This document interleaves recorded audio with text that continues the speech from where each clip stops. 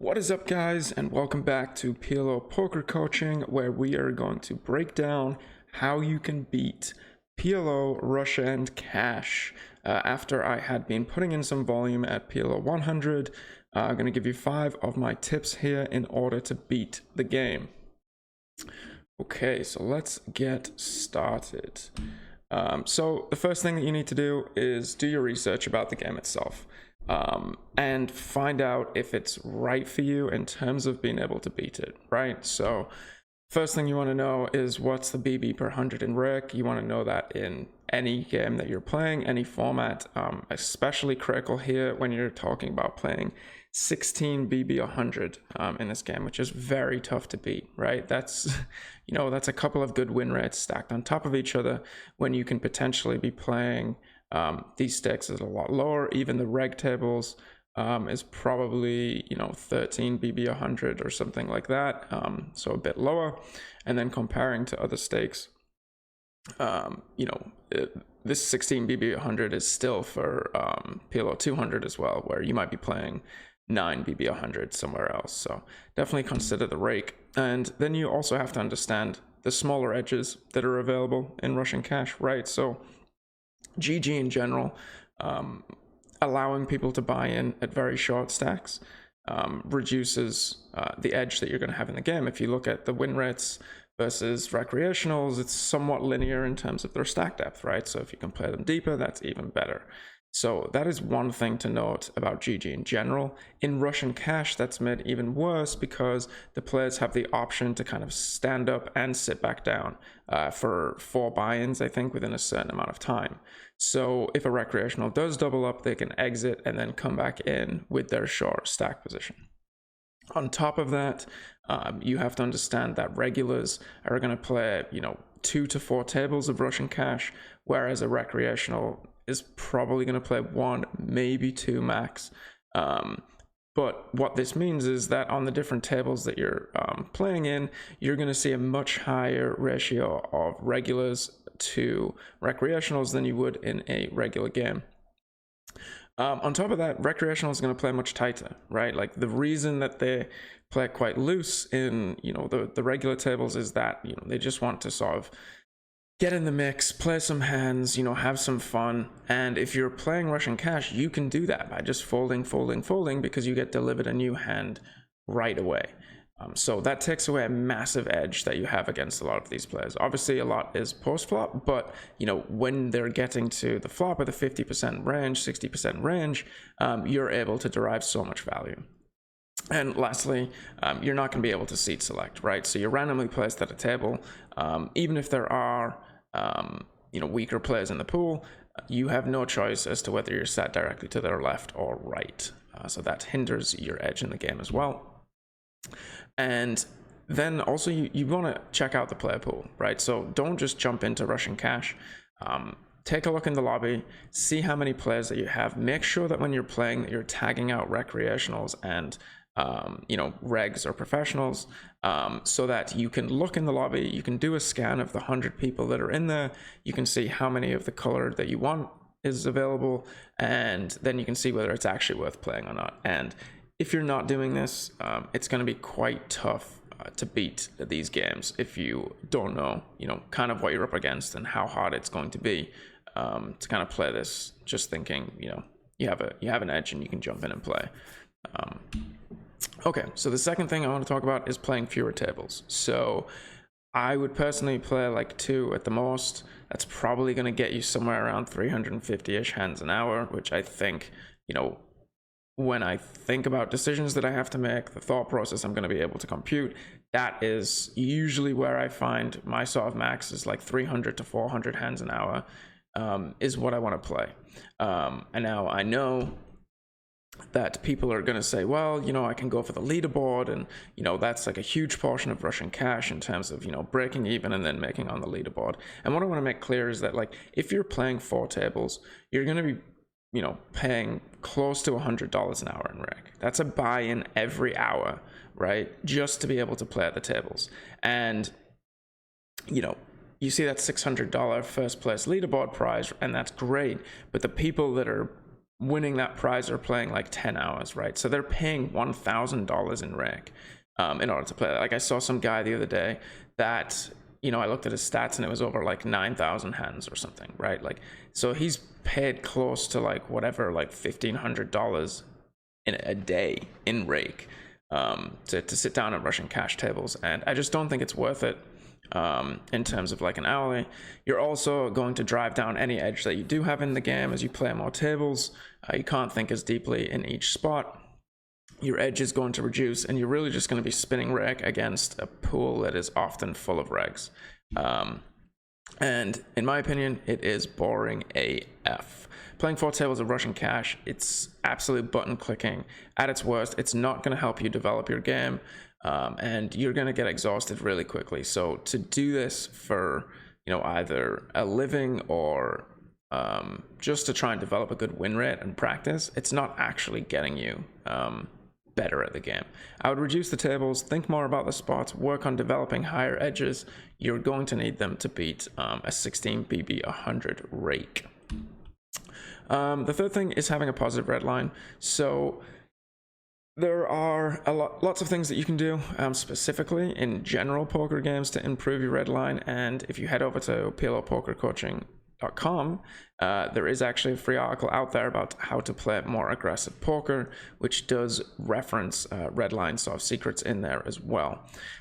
So the first thing here that's going to improve your red line a lot is when people are playing so tight, you shouldn't necessarily just tighten up to have that 20% VPIP that you see so regularly in these pools.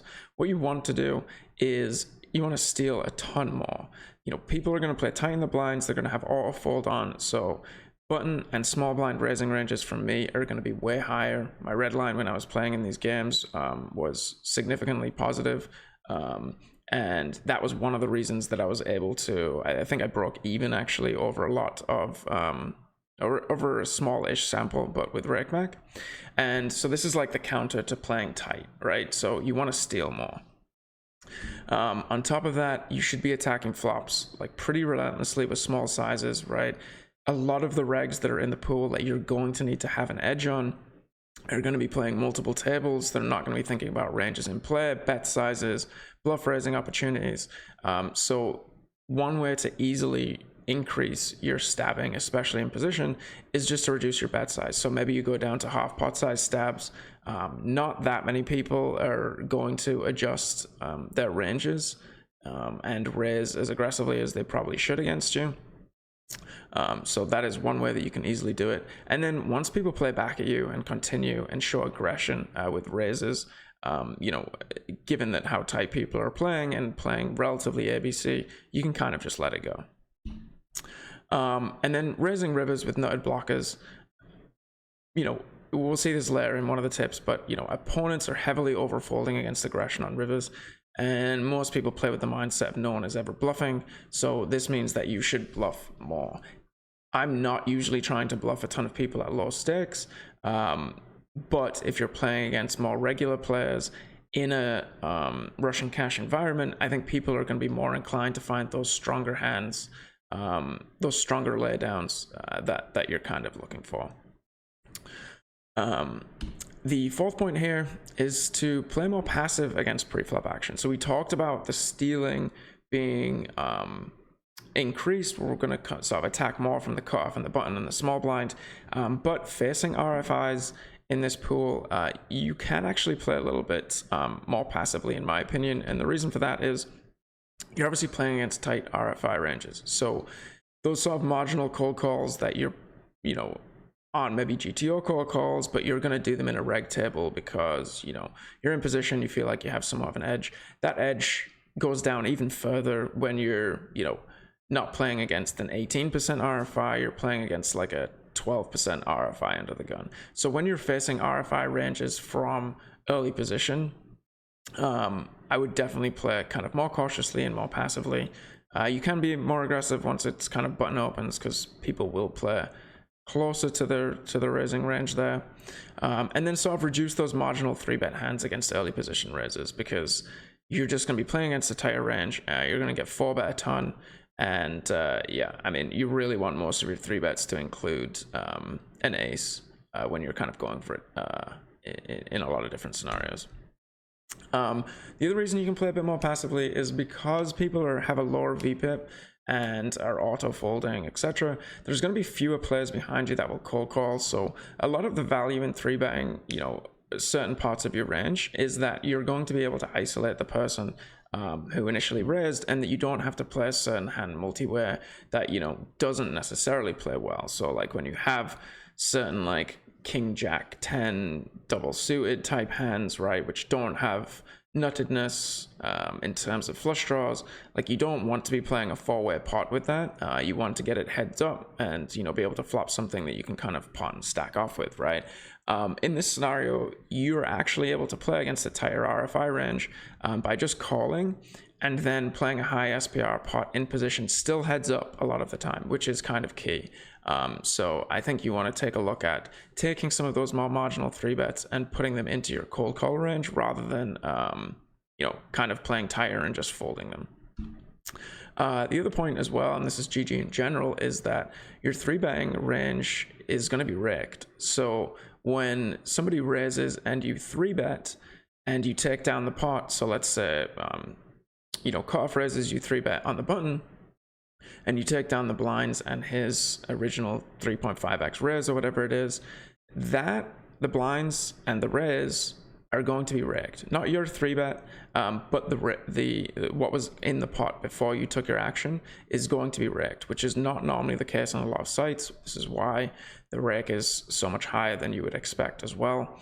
And so that again takes another slight portion of the EV away from 3-betting, and so you can get away with cold calling a little bit more with some of those more marginal 3-bet hands. Get it to the flop, use your edge and all the kind of study work that you've been doing there to play a lot of pots in position. And then finally, really increase your bluff catching requirements. So I get caught a little bit with this as well when I play Russian cash, going from like higher stakes games, and it's probably a big hit to my win rate because I make GTO calls where people are going to find a good amount of bluffs, but it's just not happening in Russian cash or in low stakes in general, but specifically Russian cash. So really look to have the best blockers and the best unblockers. You really want to stack a bunch of blockers, whereas GTO will call with one blocker and not a terrible reverse blocker. I'm gonna say that make sure that you have no reverse blockers and you have the best blockers, and go ahead and make that hero call. And then the second, when people raise the river, and we discussed this as to why we should raise more, don't bluff catch river raises. Honestly, the amount that I played, and especially, I mean, you guys know this at low stakes, but even more so in Russian cash, you could probably fold everything but the nuts to a river raise in a spot where it's very strong, and you would be in a plus EV scenario in the long run. So I don't think that you need to do much here. And obviously it's more of a mental kind of thing because you want to make that call, it's technically correct, but 9 times out of 10 you're just going to get shown the nuts, and this is going to be a sizable portion of your win rate. So do I recommend playing GG Russian cash for profit or as a living? No. Do I think that it's fun to play? It can be. It's a nice format, easy to jump in and out of. If you follow these tips and you continuously work on your game, it's going to give you the best chance of being the game. But yeah, you'll see me back at the tables playing more Russian cash, implementing some of these strategies, and seeing if we can develop some decent win rates over a large sample while we stream. But that is going to be it from me on this video. Make sure you check out PLOpokercoaching.com. There is more free content on there in terms of blogs and some premium content videos. And you can also sign up for a free session to get a review of your current status of your game and a plan to develop it going forward.